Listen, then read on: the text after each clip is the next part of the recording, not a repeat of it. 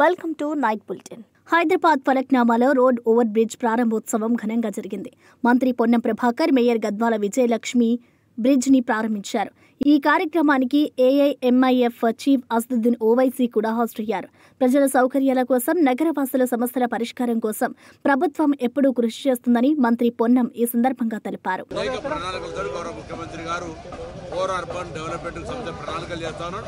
భవిష్యత్తులో హైదరాబాద్ సంబంధించిన ప్రజల సమస్యల పరిష్కరించడంలో మా ప్రభుత్వం మరింత చిత్తశుద్ధిగా పనిచేస్తుంది. రాష్ట్రంలో ఆటో క్యాబ్ డ్రైవర్ల కోసం కూటమి ప్రభుత్వం మరో కొత్త సంక్షేమ పథకానికి శ్రీకారం చుట్టింది. ఈ పథకాన్ని ముఖ్యమంత్రి చంద్రబాబు నాయుడు రేపు అధికారికంగా ప్రారంభించనున్నారు. ఆటో క్యాబ్ డ్రైవర్లకు సంవత్సరానికి 15,000 ఆర్థిక సాయం అందించనున్నారు. ఈ పథకం ద్వారా డ్రైవర్ల కుటుంబాలకు ఆర్థిక భరోసా కలుగుతుందని ప్రభుత్వం భావిస్తోంది. ప్రారంభోత్సవ సభకు ఉప ముఖ్యమంత్రి, విద్యాశాఖ మంత్రి, బీజేపీ రాష్ట్ర అధ్యక్షుడు హాజరు కానున్నారు.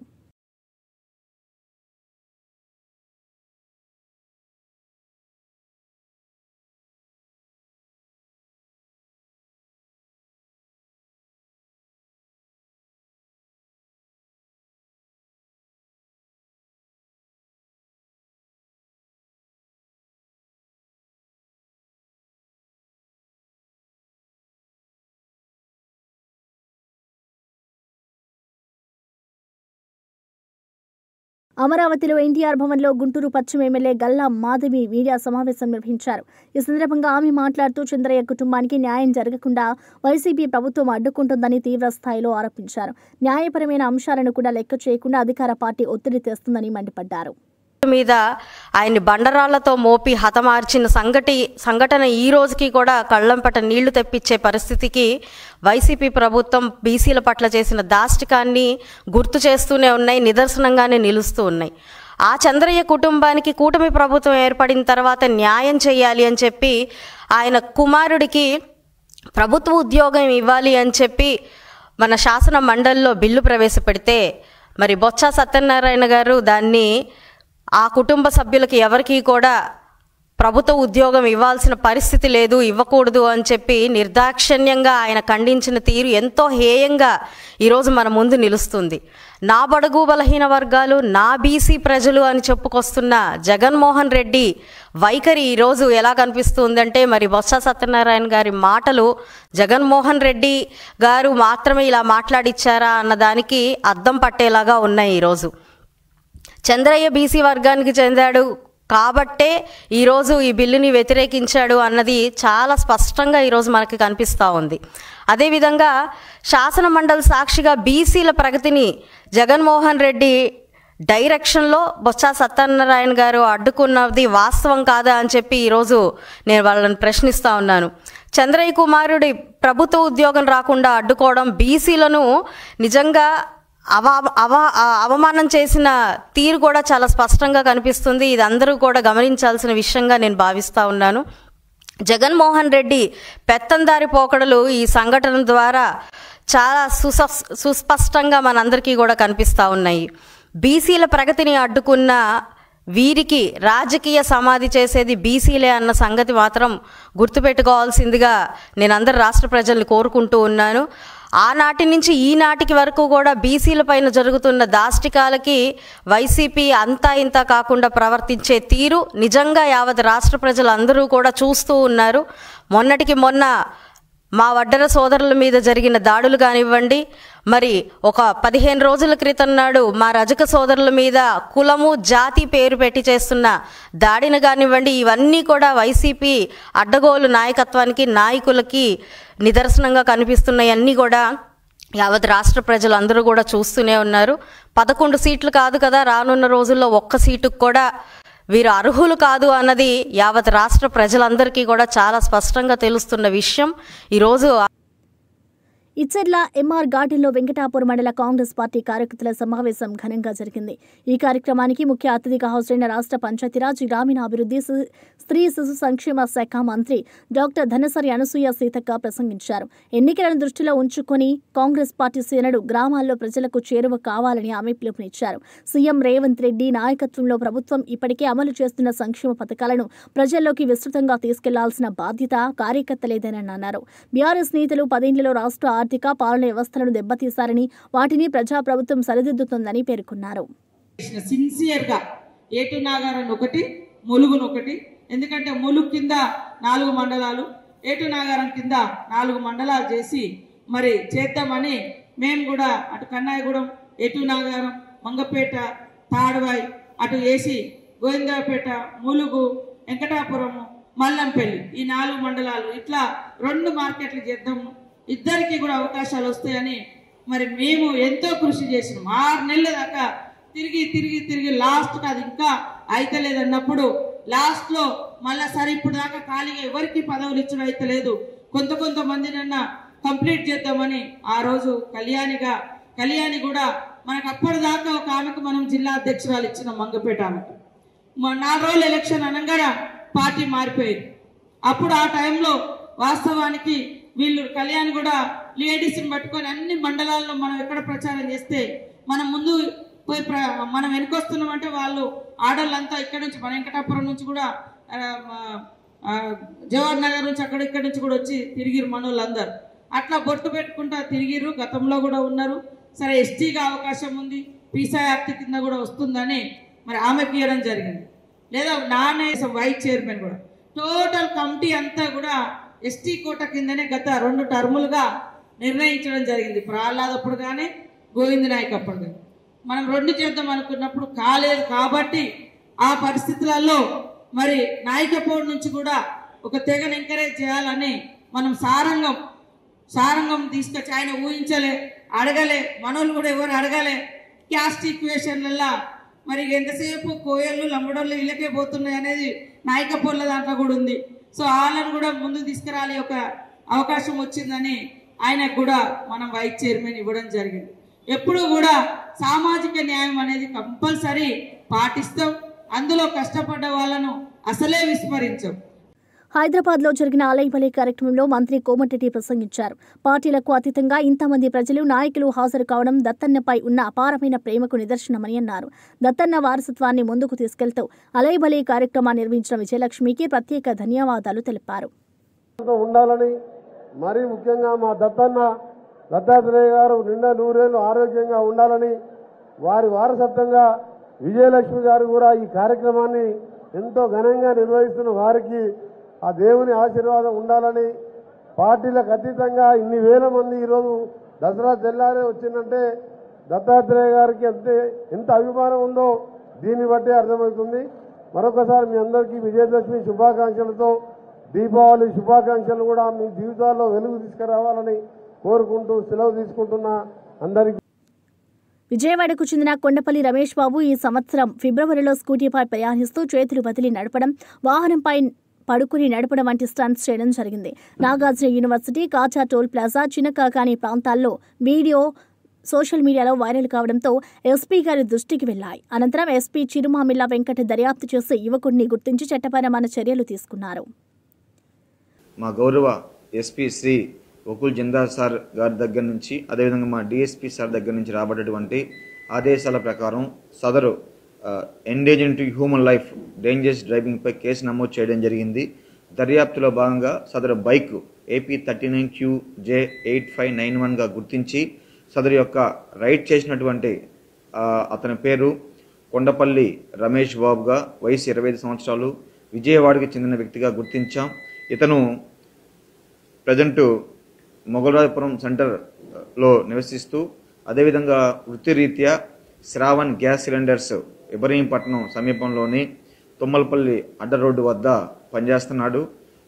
ఇతను గత ఫిబ్రవరి నెలలో గుంటూరు వెళ్లి తిరిగి వస్తూ బైక్పై నాగార్జున యూనివర్సిటీ సమీపంలో టోల్గేట్ వద్ద, అదేవిధంగా మురుగన్ హోటల్ చినకాకాని వద్ద బైక్పై హ్యాండిల్ వదిలిపెట్టి కేవలం కాళ్ళతో డ్రైవ్ చేస్తూ వెల్లులికిలా బండి మీద పనుకొని విన్యాసాలు చేస్తూ చాలా ఎండేంజరింగ్గా ఇతరుల యొక్క ప్రాణాలు సైతం ఇది చేసే విధంగా డేంజరస్గా డ్రైవ్ చేయడం జరిగింది. ఇది సోషల్ మీడియాలో నెగిటివ్గా, అదేవిధంగా ఇతరత్ర వేరు సంభాషణలతో కామెంట్ చేయటం, దీన్ని అందరూ ఖండించడం జరిగింది.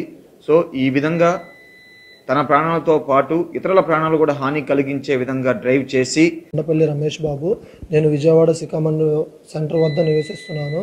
నేను ఈ సంవత్సరం ఫిబ్రవరి నెలలో గుంటూరు పని మీద వెళ్ళి పని ముగించుకొని విజయవాడ వస్తుండగా టోల్గేట్ ప్లాజా వద్దు నేను నా బైక్ మీద చేతులు వదిలేసి ఎల్లకిల్లగా పడుకొని నేను స్ట్రెంత్స్ అనేవి చేయడం జరిగింది. దీనివల్ల నా ప్రాణాలతో పాటు అమాయకుల ప్రజల ప్రాణాలు, పిల్లల ప్రాణాలు పోయే ఛాన్స్ ఉంది. యువత ఎవరు కూడా ఇలాంటి స్ట్రెంత్స్ చేయవద్దు. ఇలాంటి స్ట్రెంత్ చేసి మీ బంగారు జీవితాన్ని, మీ తల్లిదండ్రుల కోసం కాకుండా మీ జీవితాన్ని, మీ ప్రాణాన్ని ప్రాణంగా పెట్టి ఇలాంటి ప్రమాదం జరుగుతాయి. మీరు ఎవరు కూడా ఇలాంటి చేయవద్దని నేను మనవి చేసుకుంటున్నాను. నా జీవితంలో ఇప్పుడు ఇలాంటి ఇంకేమీ చేయను. నేను నా ఫ్యామిలీ కోసమే, నా తల్లిదండ్రుల కోసం నేను బతుకుతాను. మీరు కూడా మీ తల్లిదండ్రుల కోసం బతకండి. ఇలాంటివి ఏం చేయవద్దు మనవి చేసుకుంటాను. అలై భలై కార్యక్రమంలో మాజీ మంత్రి ఈటెల రాజేందర్ దత్తన్న సేవలను కొనియాడారు. మానవత్వానికి ప్రతిరూపంగా నిలిచే సత్తా దత్తన్నకే ఉందని ఆయన అన్నారు. పార్టీలకు అతీతంగా అన్ని వర్గాల నేతలను ఒకే వేదికపైకి తీసుకురావడంలో దత్తన్న ప్రత్యేకత ఉందని పేర్కొన్నారు. దత్తన్న గొప్పతనం తెలిసి తనకు ఆశ్చర్యం కలిగిందని తెలిపారు. మహనీయుడు దత్తన్న ఈ రోజులలో పార్టీల మధ్య బాతలు గీసుకుంటున్న ఈ రోజులలో ఒక పార్టీ నాయకులు ఇంకొక పార్టీ నాయకులతో మాట్లాడమే నేరంగా పరిణిస్తున్నటువంటి ఈ రోజులలో అన్ని పార్టీల నాయకులను ఒక వేదిక మీద తీసుకెళ్ళేటువంటి సత్తా, శక్తి ఒక దత్తన్నకు మాత్రమే దక్కింది. దత్తన్న నేను గతంలో బయట ఉన్నప్పుడు దత్తన్న గొప్పతనం తక్కువ తెలుస్తుండే. కానీ మల్కాజిగిరి పార్లమెంట్ సభ్యులు అయిన తర్వాత దత్తన్న యొక్క ఆచరణ, ఆయన వ్యవహార శైలి, ఆయన పనితీరు, ఆయన మనుషులను ప్రేమించే పద్ధతి చూసిన తర్వాత దత్తన్న ఇంత గొప్పవాడా అని చెప్పి నేనే అబ్బురపడ్డా. మాలాంటి వాళ్ళం దత్తన్న లాంటి ఆ మానవ సంబంధాల అల్లికని, దత్తన్న లాంటి మానవతావాదిని, దత్తన్న పేదోళ్ళు ఎక్కడ చేతితే, ఎక్కడ గొంతెత్తితే నేనున్నా అని చెప్పే దత్తన్న వారి యొక్క ఆచరణ మాకు కూడా ఒక ఆదర్శంగా కావాలని చెప్పి కోరుకుంటా ఉన్నా. ఈరోజు మన సంస్కృతి, మన సాంప్రదాయాలు అడుగంటుతున్న ఈ రోజులలో మన సంస్కృతి సాంప్రదాయాలని సమున్నతంగా నిలిపేటువంటి బాధ్యత నిర్వహిస్తున్న దత్తన్నకు అభినందన తెలియజేస్తూ, వారికి ధన్యవాదాలు తెలియజేస్తూ నమస్కారం. అలైబలై కార్యక్రమంపై మంత్రి పొన్నం ప్రసంగించారు. రాజకీయంగా ఎన్నో అంశాలపై వాదోపవాదాలు జరిగే నేతలు కూడా ఐక్యంగా ఒకే వేదికపైకి వచ్చి తెలంగాణ సంస్కృతి సాంప్రదాయాలను భవిష్యత్ తరాలకు అందించే గొప్ప కార్యక్రమం అలైబలై అని అన్నారు. ఈ వేదిక సమాజంలో ఐకమత్యాన్ని పెంపొందించడంలో కీలక పాత్ర పోషిస్తుందని, రాజకీయ భేదాభిప్రాయాలకు అతీతంగా అందరినీ కలిపే వేదిక నిలుస్తుందని మంత్రి పొన్నం పేర్కొన్నారు. అలాయ్ బలాయ్ పేరు మీద కార్యక్రమం నిర్వహిస్తున్నటువంటి పెద్దలు దత్తాత్రేయ గారి, అదేవిధంగా సోదరిమణి ఈరోజు ఈ కార్యక్రమానికి నాయకత్వం వహిస్తున్నటువంటి విజయలక్ష్మి గారు, వేదిక మీద ఉన్న పెద్దలు, ఇక్కడికి విచ్చేసినటువంటి హైదరాబాద్ రాష్ట్రానికి సంబంధించి, అంటే హైదరాబాద్తో పాటు రాష్ట్రంలో వివిధ ప్రాంతాల నుంచి విచ్చేసిన పెద్దలకు, పాత్రికేయులకు అందరికీ కూడా దసరా పండుగ విజయదశమి శుభాకాంక్షలు. అదేవిధంగా దత్తన్న పక్షాన కూడా అలాయ్ బలాయ్ శుభాకాంక్షలు.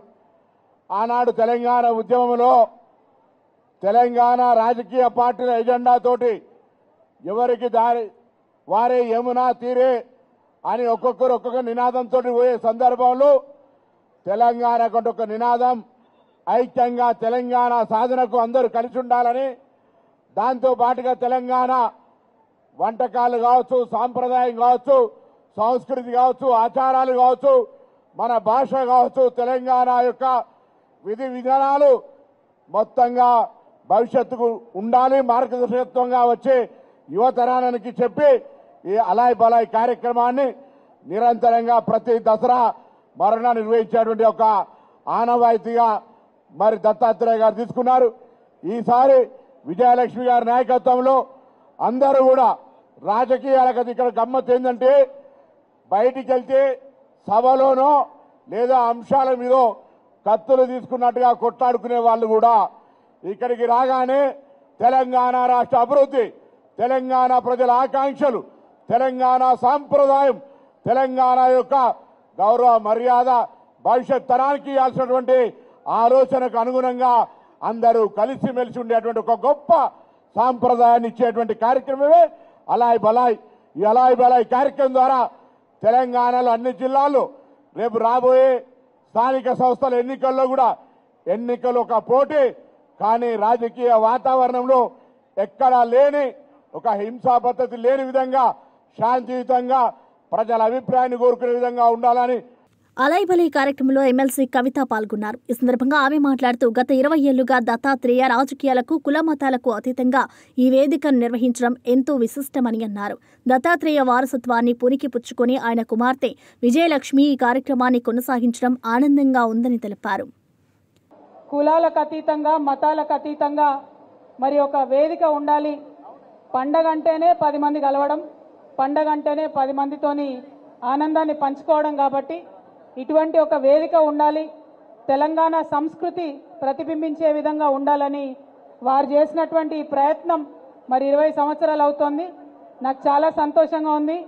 మా సోదరి బండారు విజయలక్ష్మి గారు కూడా మరి వారి వారసత్వాన్ని పునికిపుచ్చుకొని ఈ కార్యక్రమాన్ని ముందుకు తీసుకొని వెళ్తున్నందుకు విజయలక్ష్మి గారికి మనస్ఫూర్తిగా అభినందనలు తెలియజేస్తా ఉన్నాను. వారు సక్సెస్ఫుల్గా ఈ కార్యక్రమాన్ని ముందుకు నడపాలని నేను కోరుకుంటూ ఉన్నాను. మాకు దత్తన్న అంటే బీజేపీ నాయకుడు గానో ఒక గవర్నర్ గానో మాకెవరికి తెలియదు. మాకు దత్తన్న అంటే పక్కా తెలంగాణ వాసిగా 10 మందిని కలుపుకపోయే తెలంగాణ తత్వం ఉన్నటువంటి నేతగా మాకు తెలుసు. రాజకీయాల్లో మేము ఎదిగొస్తున్న టైంలో చాలామంది మాకు దత్తాత్రేయ గారి గురించి చెప్పేవారు. ఎవరు పోయినా సరే మాట్లాడి వాళ్ళ సమస్య తీరే విధంగా వాళ్ళకు ఒక ఉత్తరం ఇచ్చి ఆఫీసర్కి ఫోన్ చేసి చెప్తాడు దత్తాత్రేయ గారు, మీరు కూడా అట్లా ఉండాలని మాకు చాలామంది చెప్పినారు. మరి అట్లాంటి దత్తాత్రేయ గారి ఆధ్వర్యంలో జరుగుతున్న కార్యక్రమంలో పాల్పంచుకోవడం అన్నది చాలా సంతోషం. తెలంగాణలో అతిపెద్ద పండుగ అయినటువంటి బతుకమ్మ దసరా పండుగ శుభాకాంక్షలు మళ్ళొకసారి మీ అందరికి తెలియజేస్తూ 20 సంవత్సరాలు నింపుకున్నటువంటి అలై బలై ఇలాగే కొనసాగాలని మనస్ఫూర్తిగా కోరుతున్నాను. Thank you. జై తెలంగాణ. జై. ఆపరేషన్ సింధూర్పై భారత వాయుసేన చీఫ్ ఏపీ సింగ్ సంచలన వ్యాఖ్యలు చేశారు. ఈ ఆపరేషన్ సమయంలో కేంద్ర ప్రభుత్వం తమకు పూర్తి స్వేచ్ఛనిచ్చిందని తెలిపారు. కేంద్ర సహకారంతో శత్రు స్థావరాలపై విజయవంతమైన దాడులు చేపట్టామని అన్నారు.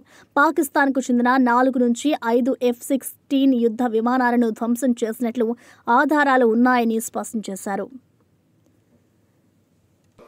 We have been consistently demonstrating our commitment towards humanitarian aid in disaster relief operations or any time aid to civil authorities that is required. इस साल बहुत सारे ऐसे ओकेजन है जब भारतीय वायुसेना को ये काम करना पड़ा. बिहार, तमिलनाडु, असम, जम्मू कश्मीर जगह जगह पे and whether it was Assam का कोल माइन कोलैप्स या फिर सेलम का टनल रेस्क्यू या एवलांश इन माना, Manipur landslide या floods in various states like Assam, Sikkim, Himachal Pradesh, सब जगह पे हमारे जहाज़ों ने, हमारे सोल्जर्स ने, हमारे गरुड्स ने along with other agencies like Army, Navy, NDRF उन सब के साथ मिल के सहयोग दिया और ये काम किया है. ऑपरेशन सिंधु में इंडियन एयरफोर्स के जहाज़ों ने जो इवैक्यूएशन किया है from international crisis zone, airlifting a lot of personnel and of Indian origin back to India. Also during various international crises like Myanmar, Laos, Vietnam, Kenya, वहाँ पे भी हमारे एयरक्राफ्ट, हमारे पर्सनल या तो मटेरियल लेके गए हैं या बाकी रिलीफ ऑपरेशंस वाले इक्विपमेंट लेके गए हैं या NDRF की टीम्स को डिप्लॉय कराया गया है. So the compassion, speed and reliability with which Indian Air Force has delivered hope, under these hazardous conditions, it embodies. Pathapalem రామాలయ శంకుస్థాపన చేసిన ఎమ్మెల్సీ నెల్లూరు జిల్లా కోడూరు పంచాయతీ పాతపాలెం గ్రామంలో శ్రీ సీతారాముల స్వామి దేవస్థానం శంకుస్థాపన ఘనంగా జరిగింది. ఈ శంకుస్థాపన కార్యక్రమాన్ని సర్వేపల్లి ఎమ్మెల్యే సోమిరెడ్డి చంద్రమోహన్ రెడ్డి, ఎమ్మెల్సీ బీదా రవిచంద్ర చేతుల మీదుగా నిర్వహించారు.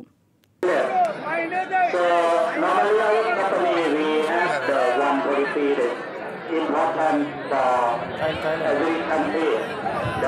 We found three benefits for the country. Benefit to the country. So that this country will investment. Koduru panchayat Thotapalligudur మండలం పంచాయతీల్లో పాతపాలెం చాలా పెద్ద ఫిషర్మెన్ కాలనీ వాళ్ళు ఈరోజు రామాలయానికి శంకుస్థాపన కార్యక్రమం చేశారు. దాంట్లో నేను, మా ఎమ్మెల్సీ బీద రవిచంద్ర గారు, మా ముఖ్య నాయకులు అందరం పార్టిసిపేట్ చేశాము.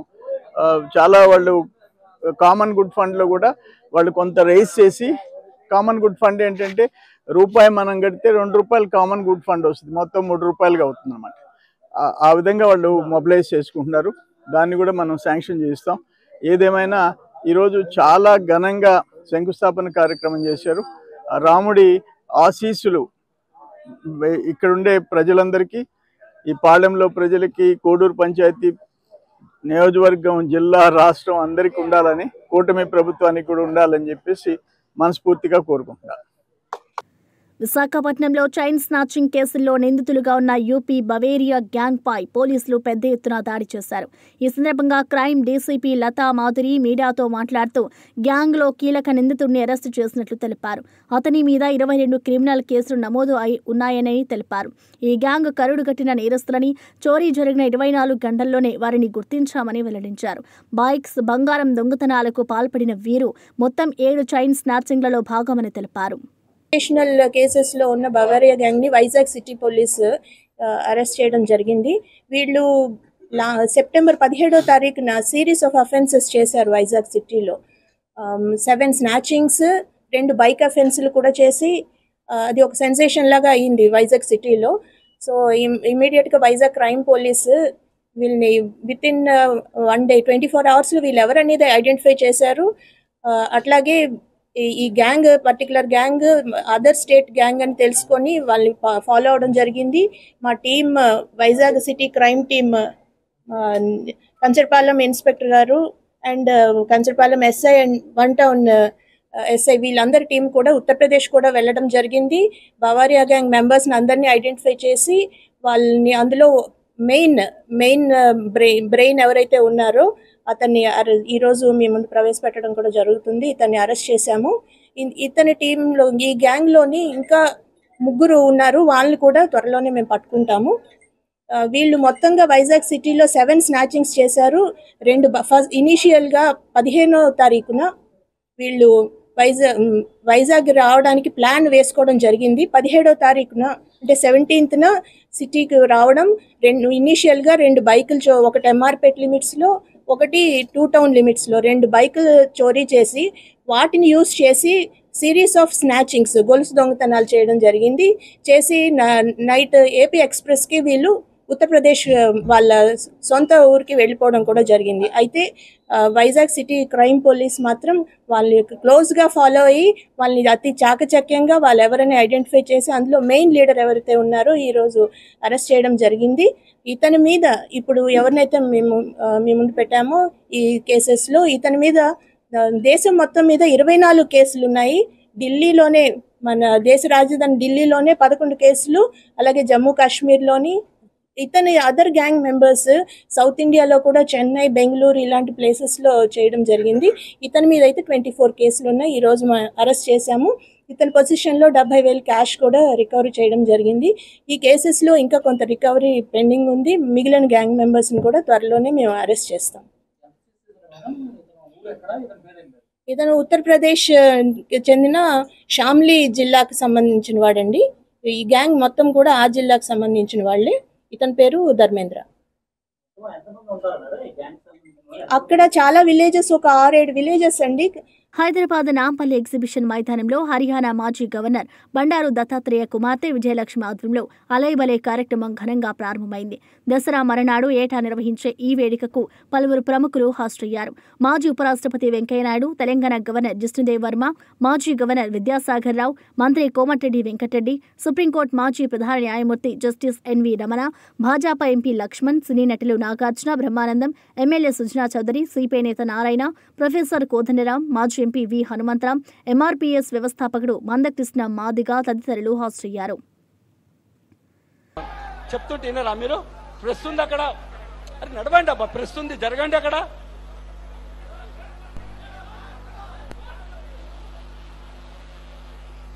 శ్రీ దత్తాత్రేయ గారు అక్కినేని నాగార్జున గారిని సన్మానం చేస్తున్నారు. విఐపీలో కూడా అందరికీ శ్రీ హనుమంతరావు గారికి, శ్రీ కోదండరామ్ గారికి, శ్రీమతి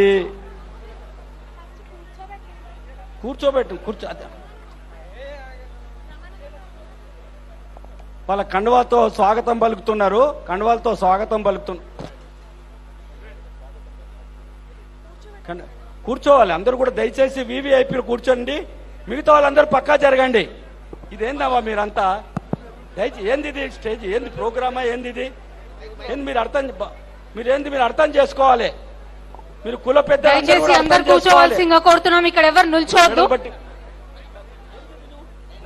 అందరినీ కిందికి వెళ్ళవలసిందిగా విజ్ఞప్తి. ఇంకొక నిమిషం, ఏంది మీకు ఇట్లా అర్థం చేసుకోరు ఎందుకు? అందరి తర్వాత జరగండి. Now I request Bandaru Dattatreya Garu to present with shawls and mementos to our honored guest in a gesture of a deep appreciation.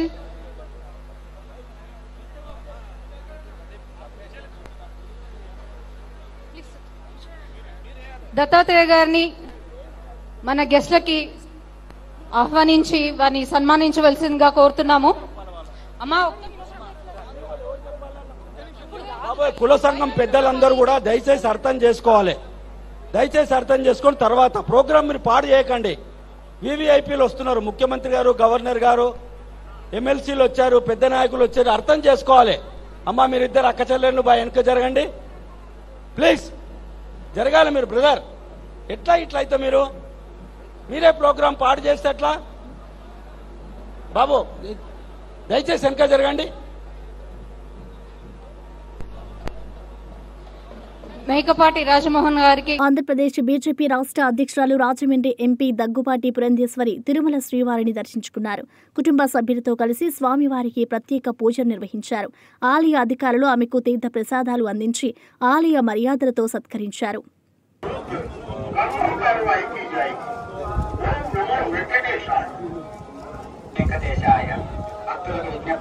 Tirumala క్షేత్రం నందు రాజకీయ ప్రసంగాలు చేయడం మరియు అభ్యంతరకరమైన రీల్స్ చేయడం సామాజిక మాధ్యమాల్లో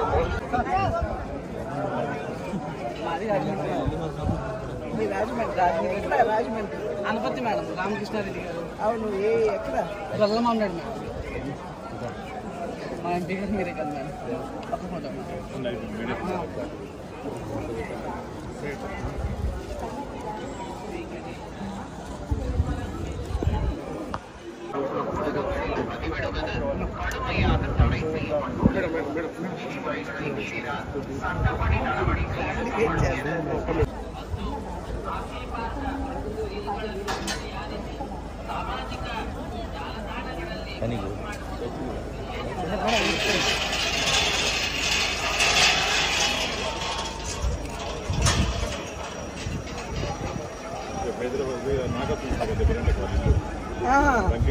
వెంకట చౌదరి గారు నేను ఫోన్ చేసి మాట్లాడుతున్నాను. ఈ వివరణ మీకు పంపిస్తాను.